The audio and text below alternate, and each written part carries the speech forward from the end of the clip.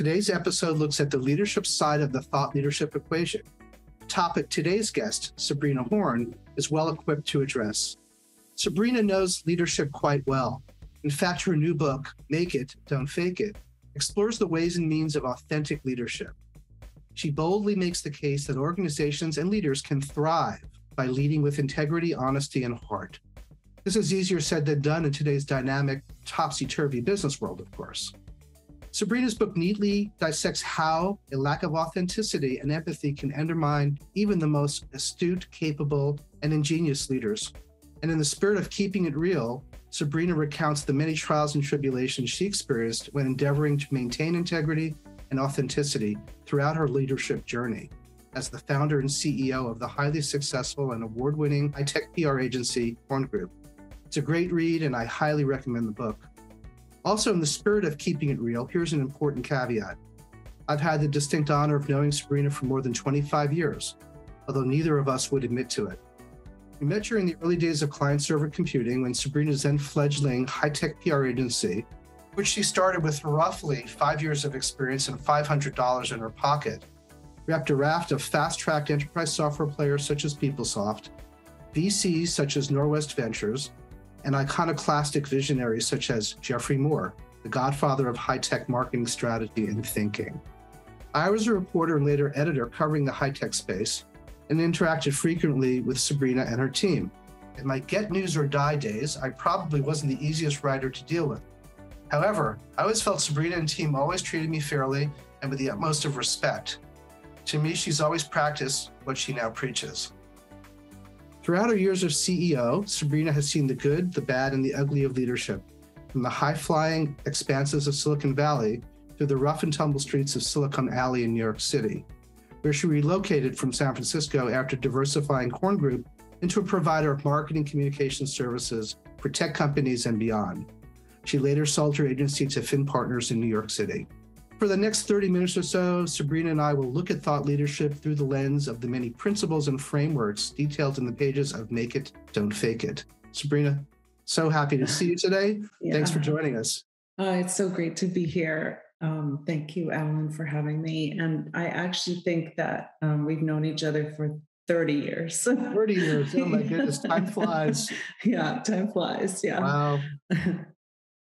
Yeah. So let's start with a construct from the book, the Fakeometer, which you use to analyze the broad spectrum of fakery seen in business. Can you quickly synopsize your Fakeometer and explain how, where, and why it complicates, perhaps even compromises an organization's ability to function and communicate with authenticity? Yeah, sure. So the Fakeometer or the Fakeometer is a continuum that I created because as I was thinking about all the different ways that people fake it, I had to plot them on a sort of a time span or a continuum from the innocent to crossing the line to, like jail time. And so we start off with acting as if, which is very innocent. It's actually something taken from cognitive behavioral therapy, where you simply try to practice the behaviors that you wish you could exude, like self-confidence. And you practice that until it becomes more of an actual habit or behavior. Then you move into faking it in a bad sense. And this is where the meme fake it till you make it kind of mutated and took a turn for the worse in our culture and in social media, where you exaggerate the truth to make a sale or get the money from an investor, to minimizing the reality of a situation, leaving out certain facts, moving on to omission, truth telling, which is basically telling the truth but leaving out certain facts, which is very, very dangerous, to then just total outright like deception and fraud. And so most people, when they fake it, especially in the tech industry, thankfully don't go off onto that one end of the spectrum, but are kind of in that space where they stretch the truth a little bit. And, as I said, like some people fake it on their resume or tell a little lie in a job interview. The issue with that is that the truth always comes out ultimately when people fact check your sources or look under the hood at your technology and so forth. And so the reason why that kind of complicates things for a company, right, is, and especially in thought leadership is taking a point of view on something, and you really can't fake that. And if you exaggerate like your point of view based on certain facts that you've made up or a vision that isn't really true to what your company is executing on, right? That is false. That is faking thought leadership. And just like doing bad marketing, it's in that same category. Yeah, that insincerity always shines through. At least those of us who have the BS filter, having Yes. grown up as a journalist, it always ticked me off when I could tell somebody was spouting something they just didn't really believe in. Yeah. It's just disingenuous. Yes. So as a recovering Silicon Valley PR professional, you know better than most the thirst most tech founders and CEOs have for generating buzz and hype about their products, their technological expertise, and the problem-solving abilities they bring to market. To me, it often felt like a game of style over substance. So how did you deal with that when you were courting and serving tech companies that just wanted ink, now digital ink, of course? And how do you separate, the motivation, looking at it from the well-intentioned, earthbound wannabe to the truly breakthrough high flyer that deserves maybe a little latitude to tell the story because it's the future that they're trying to reveal? Yeah, this is a really interesting question. And it was a skill. The answer is that it was a skill that I developed over time, because I realized that a lot of these marketing executives and CEOs didn't know how to really use a PR firm. And they just thought that we would spin up some magic and make them larger than life, and make their problems go away. But that's not the purpose of PR. The best PR has to peel back that onion, ask smart questions, and in many respects, to be a journalist or to act like a venture capitalist and make sure that the company that you're investing your time in to tell their story is telling the truth, right? And so we got better and better and better at that. And I think it's why people repeatedly came to hire us, because they knew that we weren't pushovers, that we would give them the truth within the context of a great, compelling story. Now, with the issue around wannabes and real breakthrough companies, you can count those breakthrough companies almost on one hand, maybe two, over the course of my career. The rest are kind of number two breakthrough companies, or they're riding on the coattails of those companies, or they're just wannabes. And that doesn't mean they're not great companies and that they can't be successful. It just means that getting to the nub of why they're different, right? And not just making up some, like, we're building a new category. Like, I don't think so. So it's finding out like why they're unique and different within the context of a larger space, or perhaps as part of a larger trend. And that is really the art, honestly, of part of what we did as a PR agency. What I always found is you weren't just dialing for placements, you were looking to build relationships that were sustainable, that had some real meaning, with journalists who could really appreciate and understand what it was that the company you represented was trying to do and deliver to the marketplace. So I always found that your pitches were never overly self-promotional for your clients or dumbed down and sophomoric. I always said, if you guys called me, it was something that my readership needed to know about. Yeah. Clearly, at times I probably was a little dismissive to some PR people. You're busy. You don't necessarily have the ability to contend with all of the noise out there. And, I think I at times were short and maybe bordering on rude. But I guess my question here is, so how do you work with clients to make sure there's enough truth and substance to get the journalists jazzed about wanting to consider writing something about the client, yet not revealing too much because there's some sensitivity. There's things that are essentially still works in progress. But you knew, because you understood the journalist mind and you wanted to function pretty much as a journalist, as a sounding board, uh, that you had to give them something that was edgy and newsworthy. But so how do you balance that? Yeah. I mean, so there's two parts to that. The relationship that we had with you and with other journalists was the most important thing to preserve, because without you and your respect and your willingness to work with us, we wouldn't be able to tell our clients stories. And annoying you with these sort of bogus pitches and not being intelligent enough to sort of look under the hood even one level beyond the surface, you wouldn't want to talk to us, and so that was a forcing function in another way to keeping our clients honest about what they really were making. And there were several times in my career when a CEO would say, do you really need to know that? I'm like, well, I need to know the truth so that within the boundaries of the truth, I can come up with an interesting angle for you. And so to answer this, the second part, how do you make something sort of compelling, or how do you do that?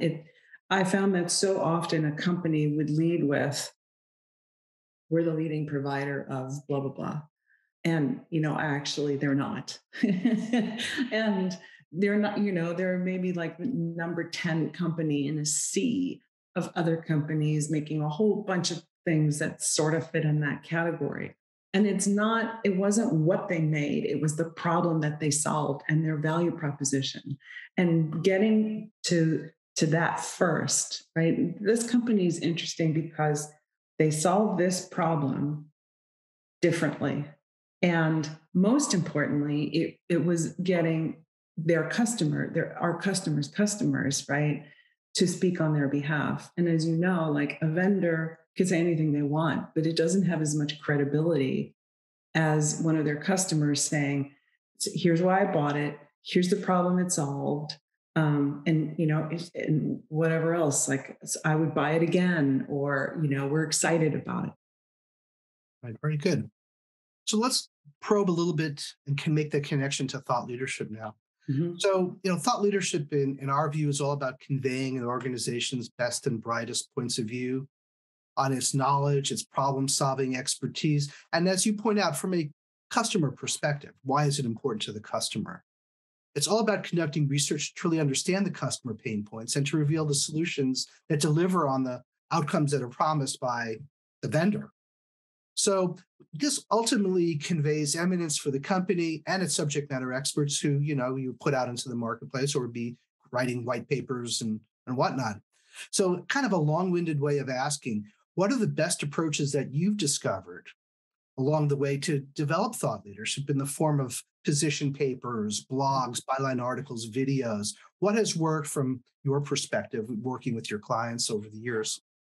I think, first of all, it's understanding what the value of those pieces of content are, and what thought leadership is. There are a lot of executives who don't understand it. They think it's, oh, I have to come up with a point of view, and how about this? Will that work? Like, well, do you believe it?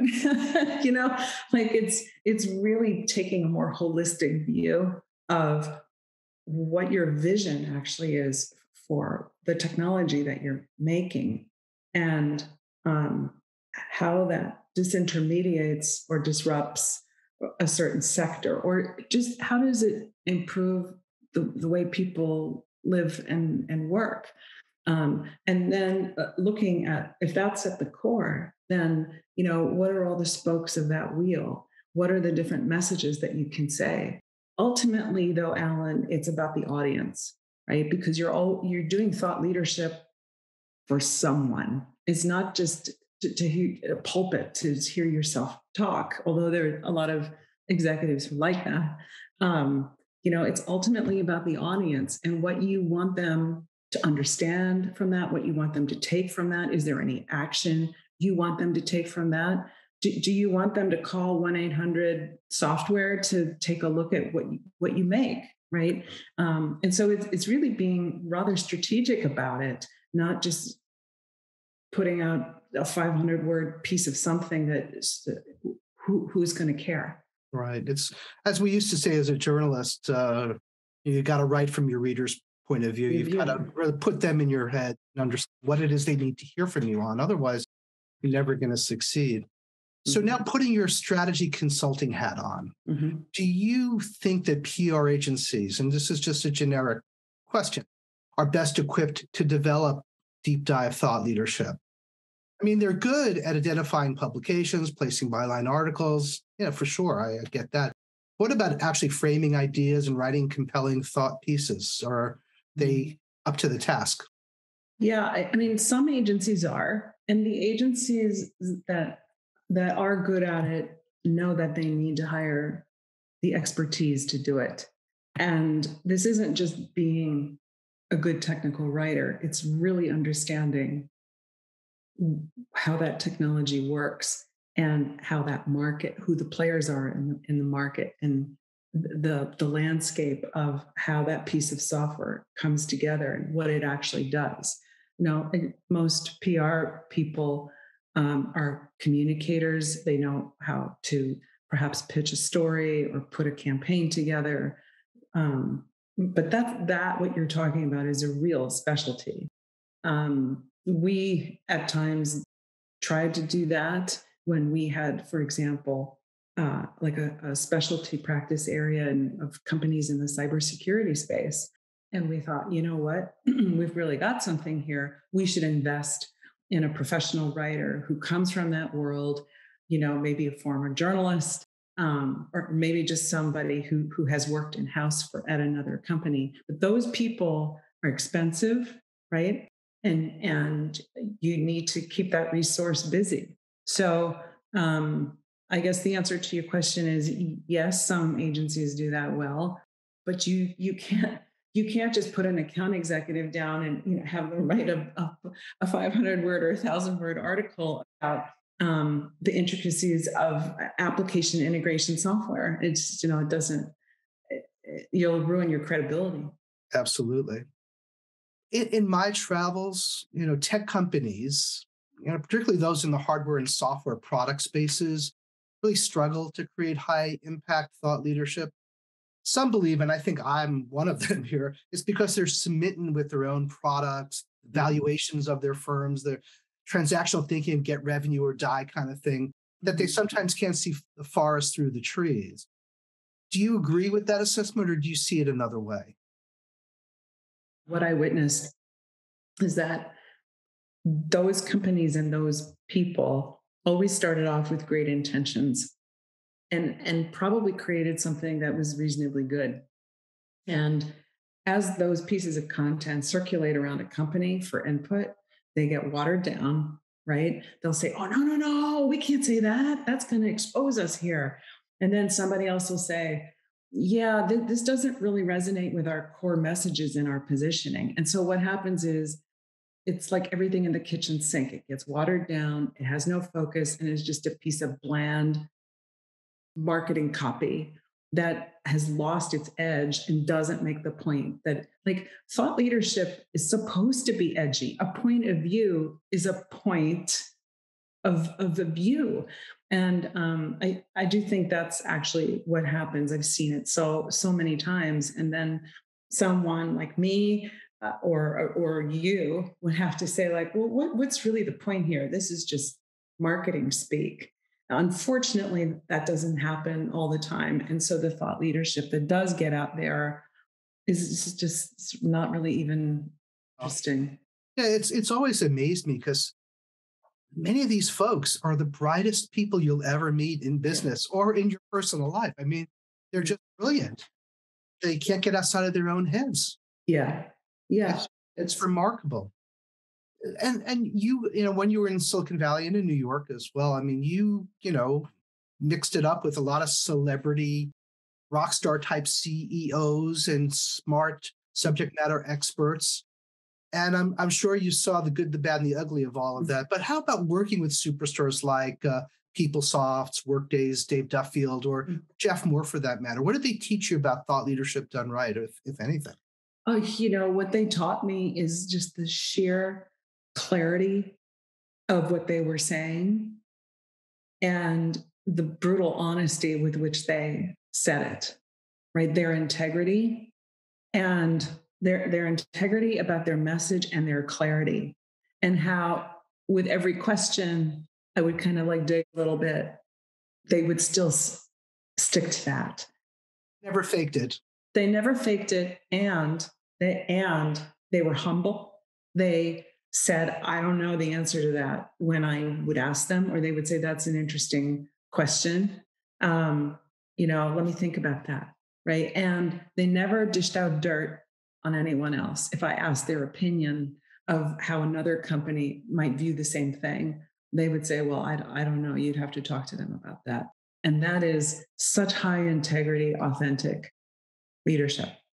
Yeah, I mean, having worked with Jeff on some thought leadership over the years, that rings true. I mean, he's just a gentleman, a scholar, and a pleasure to work with. And he's got the highest of integrity of many of the folks of his stature that I've ever worked with. Dave Duffield was always very interesting. And I remember once I did an interview with him. What was the favorite headline I've ever written over the years? The Field of Dreams. Oh, okay. That's right. I remember Which I thought, that. I'm smitten with my own headlines. But anyway. But you talked about, thought leadership having to be edgy, having to have a point, having to be done and told with integrity and honesty and being transparent. And, it's interesting because, sometimes, and not everybody would agree with this, is that you sometimes have to look at it, through the lens of being real. And in your book, you talk about optimism versus pessimism in terms of how CEOs need to lead and set a mood for their teams and convey a vibe, sort of a North Star value prop, at least to the outside world as well as internally. So can thought leadership work if it's honest but pessimistic? That's an interesting question.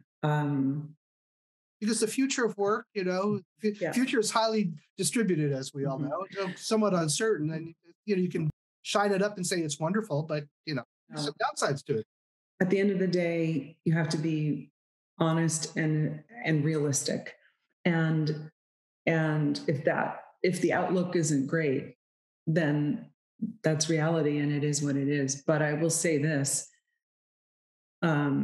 people look to leaders for honesty and reality, but they also look to leaders for a path forward. So it's okay. I would say it's okay to be honest if that means being a bit pessimistic about where things are. But it does require that you say that may be the case. Here are some options to move forward. Here is the path. Here's what may be possible. Here's what needs to happen in order for these things to improve, right? Because for the privilege of being a leader and putting out thought leadership, people will look to you and will follow you for that path. Otherwise, why would I read something from someone that gives me no hope? Right. Yeah, it's a good way of looking at it. In the book, you say that ideas are easy to come up with, execution not so. Any sense of how best to ideate and execute when it comes to thought leadership? Anything come to mind from your best practice? Yeah, I mean, there's always a process, right? Like, it's easy to come up with ideas. There are a lot of bad ideas. Bad ideas and bad execution, there's no hope there. Good ideas and bad execution, those ideas then never see the light of day. And in the context of thought leadership, right, it starts with, what is your intention with this? What is your objective? And then again, the audience. I mean, I don't want to sound redundant, but it's, who is this for? And is this what they want to hear? And then in that context, how what are the things they need to know, good, bad, or otherwise? What is missing from what they need to hear that maybe would give you an interesting twist? That's where research comes into play. And then from there, it's okay. It's not just one piece ever. It's a sense around. It's a 360-degree wheel of we tell the piece of thought leadership this way, and then we tell through this channel, and then through that channel, and then there's different angles, and it all ties together in this beautiful little ball. And then the circle repeats itself. Like, how did they respond? Did anybody care? Do you have the mechanisms to sort of see what they think about it, or if they took any action, and then change it and rinse and repeat. So it's having a rigorous process and thinking deliberately about what it is you're trying to accomplish, who you're trying to influence, how it reflects on your organization, your subject matter experts, as well as the market overall. Is it really adding value? Is it adding to the conversation? You really have to think about what you're doing. Yeah, I mean, unfortunately, too many people don't go through that process, and so they put stuff out and spend a lot of time and money to put stuff out there that isn't making a difference, you know. So also in the book, you talk about the significance of the L words, lead and lose, Mm. and that organizations really need to conduct a postmortem to understand what went wrong when they lose, and being transparent really helps to extend authentic leadership. And we connect this to thought leadership, say an initiative that was launched with the best of intention that falls flat. I mean, how should an organization do a postmortem with integrity and empathy, not finger pointing, and trying to figure out how we can do better next time? Because as you said just before, it's not a one and done process. Yeah, I'll never forget when Peter Finn, after I sold my company to Finn Partners, Peter Finn asked me as the tech practice head, he said, so do you think if we do some thought leadership through HubSpot, we can increase revenues by 2 million in a year? And I just said, I had to sort of think about how I was going to respond to that. And I said, no, not without really taking a step back and looking at a much bigger picture of how we generate revenue. I mean, an effort like that would have fallen so flat and not been good for my career. And so when things don't go well, right, it's not about it's absolutely not about finger pointing. It's sort of sitting down and saying like, okay, here's originally why we did this and what we thought, and peeling back that onion and saying, well, where did it go off the rails? Like, why did no one care? Did we not have the mechanisms to track response? Or was it that we had the mechanisms and people were just not interested? And maybe we need to go back to the drawing board and do some more research about what this group would actually be interested in. Are we appealing to their hearts and minds, or are we just spouting off more stuff that we think is interesting, but they may not care about? You know, you ask yourself all these questions. And the key to a successful postmortem is being honest with yourself and encouraging. Like, it's the leader who has to facilitate this, and to be the first person to want to learn and to be humble, so that other people feel like their backs aren't against the wall and they can be honest. And then the final piece is, okay, so let's try it again. Let's do these things differently. And here's how we're going to measure it, and make sure that that's then institutionalized in a new process. Because I've seen so many postmortems, like great conversations, but the ideas that come out of that never are put into play. And so people make the same mistakes all the time. Because there's really no silver bullet in thought leadership or anything else related to marketing. Really, interdisciplinary, it really is a collaborative effort among your subject matter experts, your digital and social marketing teams, your design, your editorial smarts, your ability to activate it the right place and time so it gets in front of people. Just because you build it doesn't necessarily mean it will come. Right. And ultimately, when you do that postmortem, you have to look across the continuum and say, where did things fall apart in terms of the handoffs and the collaboration and the ability to work effectively as a team, and you all share the risk reward, and hopefully you look at it that way in your postmortem, such that you do better next time. It's all about continuous improvement. Nobody gets it right the first time. Yeah, it's also so often may not even be about that particular campaign or that piece. It may have been just fine, but it may have been done at a time when something else was being put out or something else was happening that took away more airspace or attention space. And so you have to really look at the big picture in terms of all of the elements, because sometimes something that didn't work 2 months ago may actually work 5 months from now, just because there's nothing else competing with it, or there's more headspace for it, or something happened that is making people focus more on that one particular point. Yeah. As an addendum to that last question, I love your explanation about the trouble bubble. You adapted from the kids' game, Trouble. Yeah. So how would this work in trying to master the art and science of thought leadership? Any thoughts there? I mean, I think it's kind of going back to that process, right? It's if there's a problem, if there's trouble, like, okay, rather than just react to it, take a step back. What were we trying to do with that? And where did it go off the rails? What's working for us? What's working against us? What's missing from this picture that we need to get more information about? Is there a different angle to dealing with this situation that maybe we didn't think about, right? And it's also not about what are the tactics first. Like, well, we should, get this out on this day, and we should put in a piece of direct mail at the same time, and social media, post on Instagram. Like, the tactics come at the end, and all of the stuff between the ears has to come first, and the tactics fall out of all of that.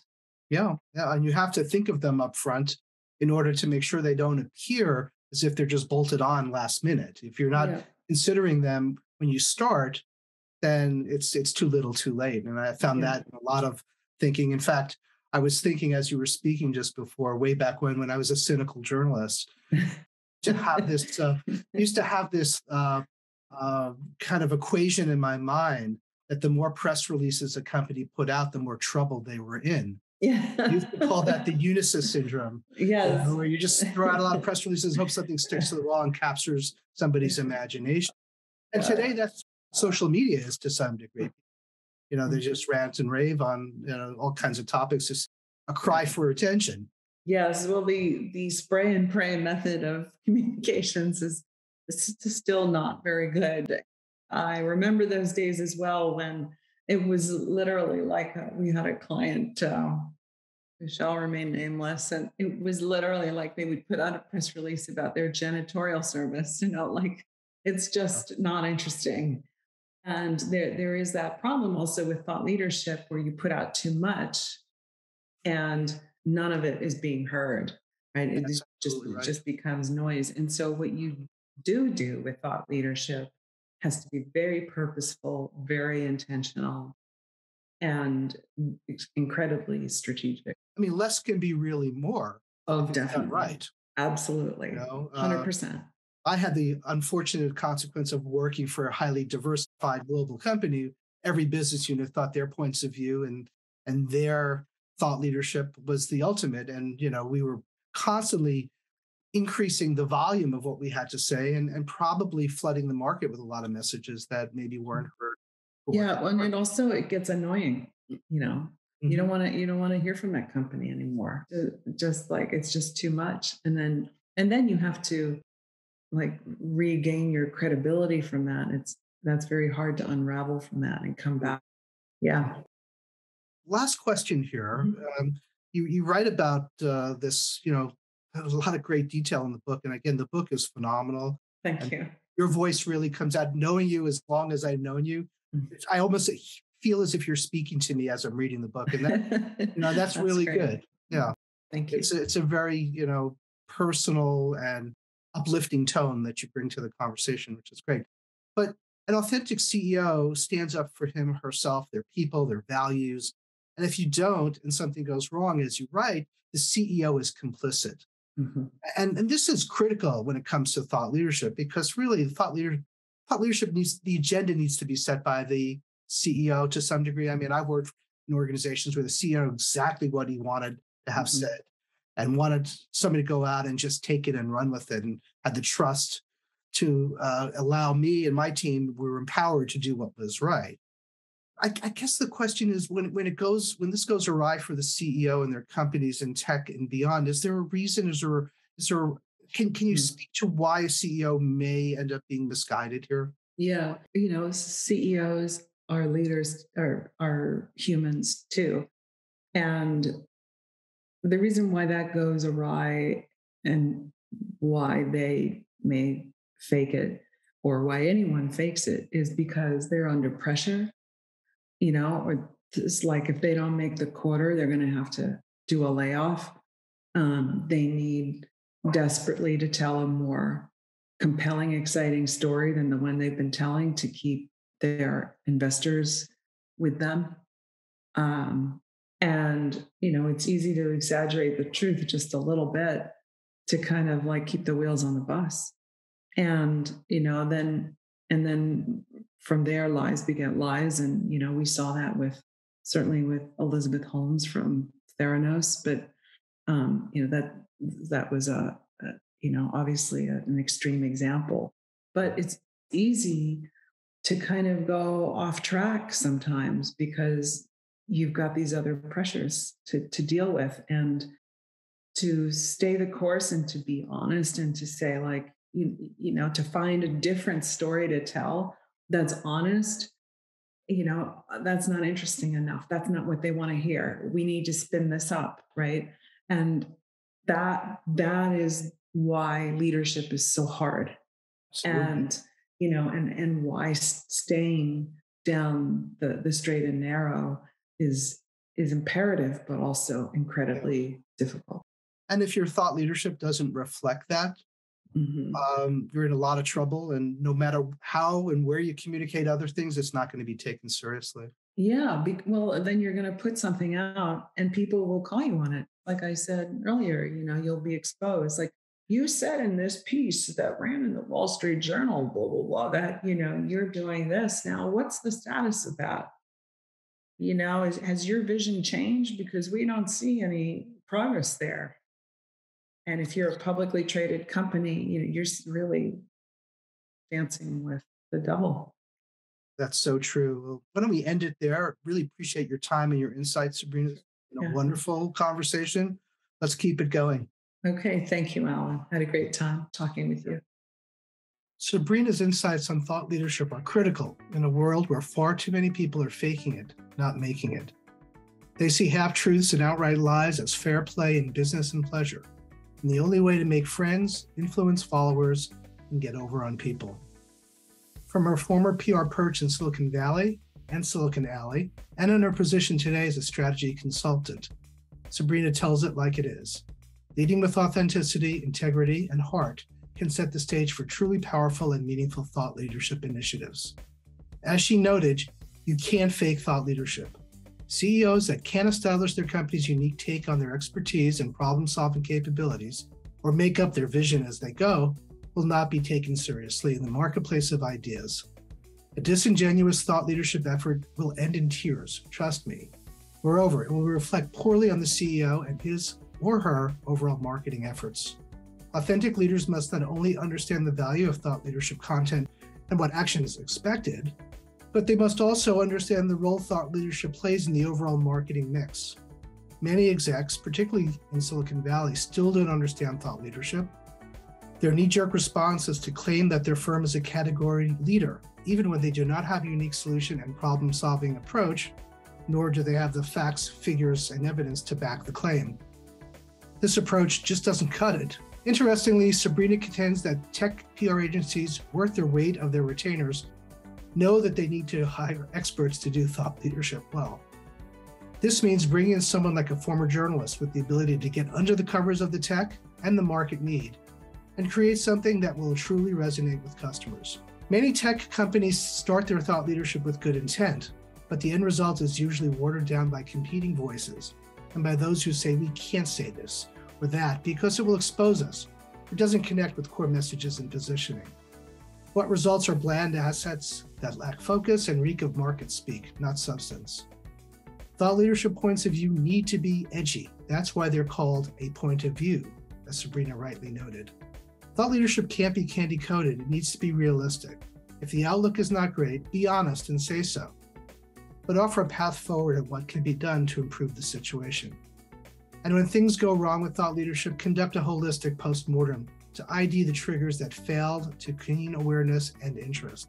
Then make sure to action what you learn. One closing thought. When a CEO's thought leadership goes awry, it's usually because they're trying to fake things to make a quarter or two. Lies often beget lies. It's easy to get sidetracked due to financial pressures. But reverting to fakery won't solve anything, as Sabrina noted. There's no recovering from being called out on an untruth, be it big or small. Keep this in mind next time you plan your next big idea.